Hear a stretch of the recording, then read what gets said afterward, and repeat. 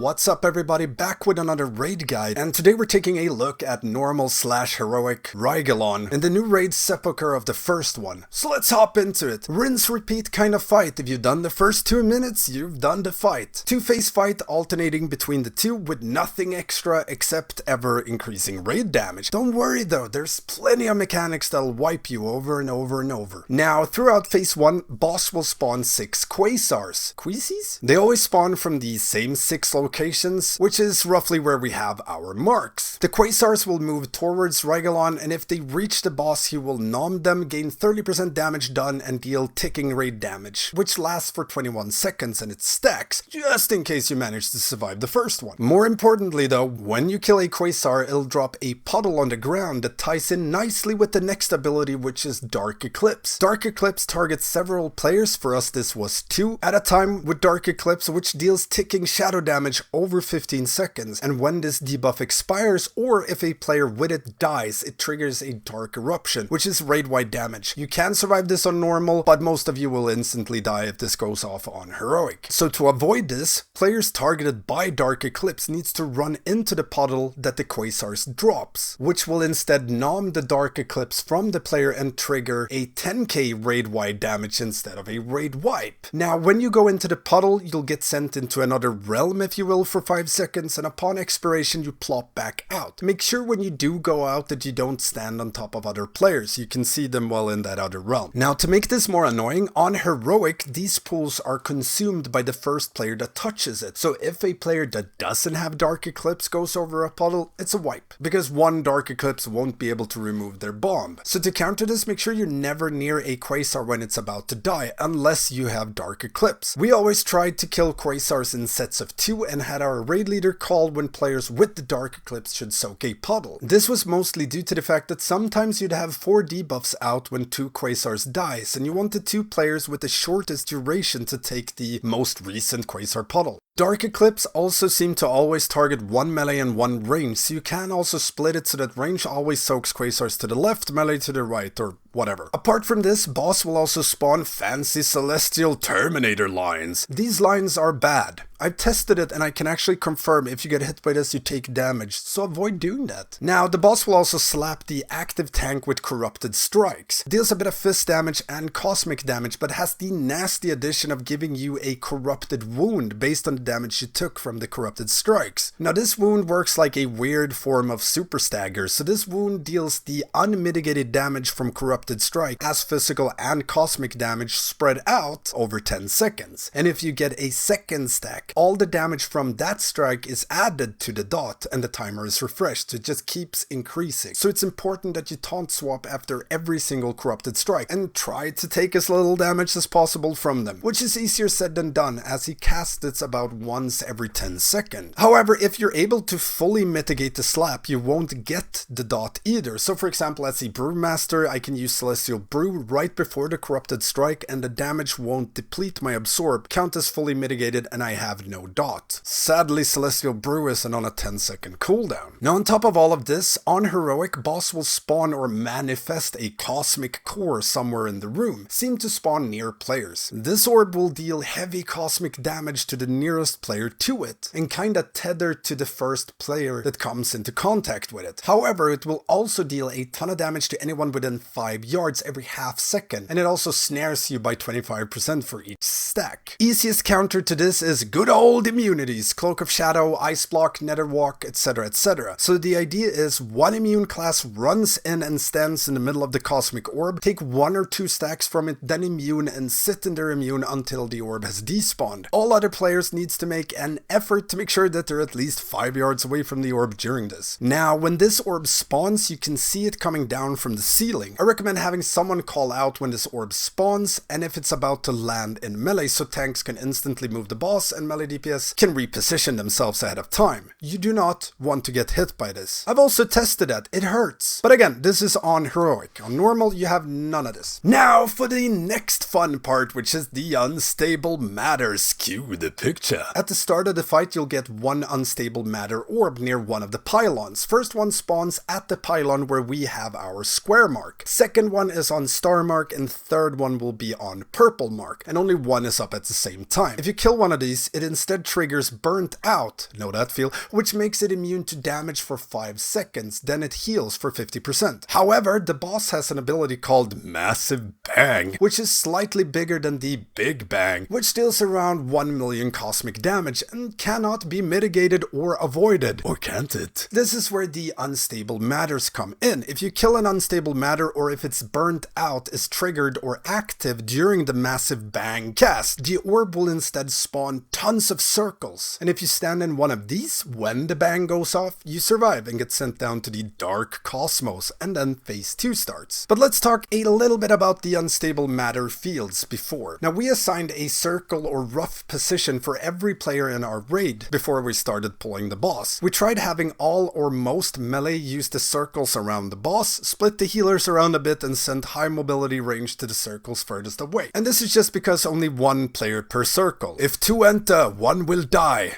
The biggest tip I can give for this is simply be consistent. Once you've found your circle, that's your circle for every single pull. With that said, let's hop down into the dark cosmos. On normal, you just kinda slap away on boss. Raid takes ever increasing damage from eternal radiation during this, but it's removed once phase 2 ends. However, you do get unstable antimatter following each phase 2, even on normal, which is when the boss casts Shatter Sphere. Unstable matter is a dot that deals ticking damage on the raid, lasts forever, and like I said, it stacks, so following each phase 2 the raid will take more damage. On heroic, however, you'll also get 2 unstable cores per phase 2, which are remnants of the previous cosmic cores that you soaked in phase 1. Now, these unstable cores will pulsate AoE damage in a 5-yard radius around them, and any damage a player takes from this AoE is done to the cores themselves, and it's the only way to actually deal damage to the cores. So this time around, standing in the AoE is actually the right way to do it. Now, on top of this, once a core has been defeated, it will detonate after a few seconds with a gravitational collapse, which deals around 400k fist damage and an additional like 30k every half sec for 3 seconds to anyone within the 8-yard circle. And if no one gets hit by this or soaks this, everyone gets hit by it instead. So you need 1 tank per core to soak this, and they will need heavy cooldowns to survive this. And lastly, if there are any cores still alive when the boss casts Shatter Sphere, the raid dies. So you need to hug those cores. So, on heroic, as soon as you start phase 2, pull the boss to whichever core is the closest one. Everyone in the raid hugs the core, and healer do those healy things that top people. Or rather, make sure to have raid cooldowns set up to survive all the ticking raid damage as well as the AoEs from the actual cores. We also popped a gateway going from the first core we hugged to the second, and as soon as first orb was down, everyone except 1 tank gates away to the new orb. Once that orb is defeated, second tank soaks that one, and then phase 1 starts again. And when phase 1 starts again, you want to mirror your previous raid location, but this time around where the unstable matter spawns, which is around the star marked pylon. And the third phase 1, you'll get it around the purple marked pylon. But yeah, following this, it's just rinse repeat. Phase 1, phase 2 works exactly the same, pull after pull after pull. It just deals more damage the further in you get. But yeah, that's it for this fight on normal and heroic. We'll of course be making a mythic guide once we get to it. And if you have any questions at all about this encounter, hit me up in the comments or become a patron or Twitch sub and get access to the Stankie Discord, where you can find raid weekors, healing notes and timers, and a ton of awesome people to help out with your progression. Don't forget the usual stuff, like, comment, subscribe, and ring that notification bell. It really helps me out. I'm also streaming all of our progression on Twitch, so make sure to check that out. It's on Thursdays and Sundays now. And I raid with a Swedish guild, so comms will be a bit Swinglish. Thank you all for watching, and I will see you next time.